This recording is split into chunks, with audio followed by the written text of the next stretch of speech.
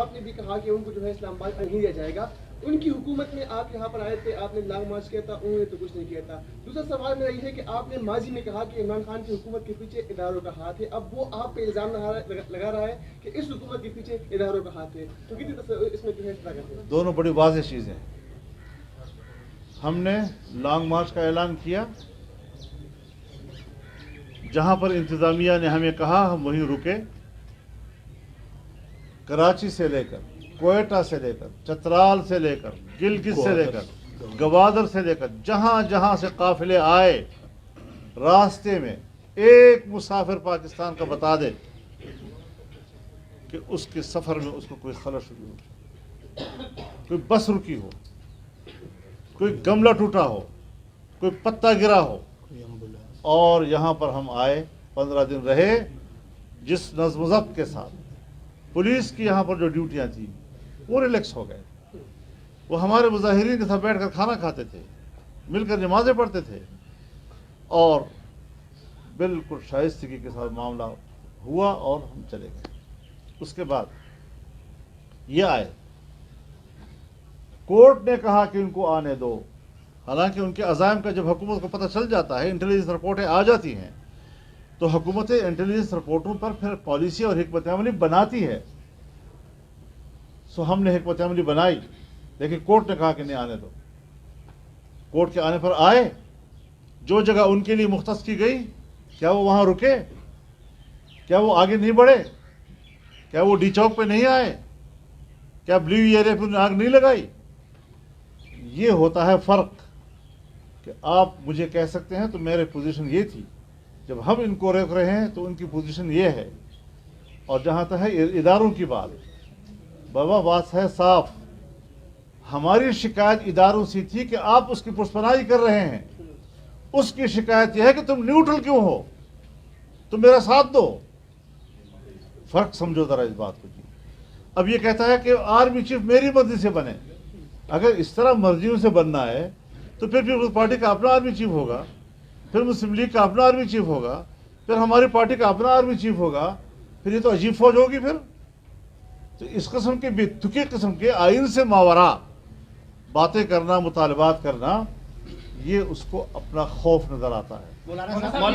پاکستان میں گولی مارنے والی سیاست ہے, اس کو آپ کس طرح دیکھ رہے ہیں, اور اسی گولی مارنے والی سیاست میں آپ اپنے آپ کو محفوظ سمجھتے ہیں؟ دیکھیے, مجھ پر 3 خودکش حملے ہوئے. اکرم خان درانی پہ ہوئے, مولانا عبدالغفور حیدری پہ ہوئے, مولانا حسن جان ہمارے پارلیمنٹیرین تھے, ان کو شہید کیا گیا. مولانا معراج الدین ہمارے پارلیمنٹری کو شہید کیا گیا. مولانا نور محمد سوانا کے ان کو شہید کیا گیا, ہمارے پارلیمنٹیرین رہ چکے ہیں. اور علماء کرام, شیوخ الحدیث, کہاں کہاں پر ان کی شہادتیں ہوئیں. اس وقت 1 سال کے اندر باجوڑ کے اندر جمعیت علماء اسلام کا اگر ایک ساتھی جو 1 مہینہ پہلے بم دھماکے میں گاڑی اڑ گئی اور وہ بچ گیا, اگر وہ بھی شہید ہو جاتا تو ایسا طرح ہوتا. 16 ہمارے نوجوان علماء کرام شہید ہوئے ہیں. حج کے دنوں میں, ہم ابھی حج پہ تھے, میرلی میں ہمارے 3 زعماء شہید ہو گئے. ایک ہمارے صوبائی اسمبلی کا کینڈیڈیٹ, ایک ہمارا نو منتخب علاقے کا چیئرمین, اور ایک ہمارا تحصیل سیکرٹری جنرل شہید ہو گئے. اور دوسرے علاقوں میں یہی صورتحال ہے. تو اس کے دور میں تو ہمارے ساتھ وہ کچھ ہوا, اور ابھی تک وہ سلسلے چل رہے ہیں. ہم یقیناً ایک بڑی مشکل میں ہیں. یہ لوگ پہلے کیوں نہیں تھے, اور جب حکومت تبدیل ہو رہی تھی تو کیوں پاکستان میں آ گئے, اور ایک دم وہ صورتحال اور اس سے بڑھ کر خطرناک صورتحال کیوں بن گئی ہے. ہم تو چاہتے ہیں کہ پاکستان میں امن ہو. جو بھی پاکستان کا شہری ہے وہ پرامن زندگی گزارے, عزت و وقار کی زندگی گزارے, آئین اور قانون کے تابع زندگی گزارے. کچھ غلطیاں ہیں جو ریاستی سطح پر بھی ہوتی ہیں, اس سے اختلاف کیا جا سکتا ہے, لیکن اس کا ازالہ کیسے کیا جائے وہ ریاست کی ذمہ داری ہے. لیکن صورتحال یہ ہے کہ ہم نے قربانیاں دی ہیں, ہم امن و امان کے لوگ ہیں. آپ مجھ پہ بتا دیں کہ جمعیت علماء اسلام کی کسی ایک کارکن کے ہاتھوں پاکستان کا سیاسی جو مخالف نہیں, کوئی شہری اب تک متاثر ہوا ہو. مولانا صاحب یہ فرمائیں کہ آپ اسی جگہ پہ موجود تھے, ایک لمحے کے لیے مولانا صاحب, اسی جگہ پہ جب مریم نواز صاحبہ کا دروازہ توڑا گیا تھا کراچی میں, और आपने यहाँ पे प्रेस कॉन्फ्रेंस की थी, सेम उससे भी बढ़ के जो है वो आजम सवाती के साथ हुआ है। उसकी वीडियो आ गई और ज़ाहिर है जहाँ पे वो मौजूद थे उन्होंने खुद उसकी तस्दीक कर दी कि ये जगह उसी वही है जो वीडियो है। क्या इसकी भी फुल कोर्ट से तहकीकात नहीं होनी चाहिए? कब तक इस तरह ब्लैकमेल किया जाएगा सियासतदानों को? मैं एक गुजारिश करूँ आपसे, ऐसे वाक़यात की मैं 1000 दफ़ा मजम्मत करता हूँ, लेकिन मैं इस पर मज़ीद तबसरा नहीं कर सकता। आज़म सवाती को अपनी हया कितनी अजीज़ है या नहीं, लेकिन मुझे उसकी हया अजीज़ है। मौलाना साहब ये बता दें कि कुछ टाइम पहले आपने एक इस्तिलाह जो है वो मुतारिफ कराई थी निके दाबा, तो निके दाबा का रुख अब आपकी तरफ है कि इमरान खान की तरफ? जवाब दे दिया। मौलाना साहब खैबर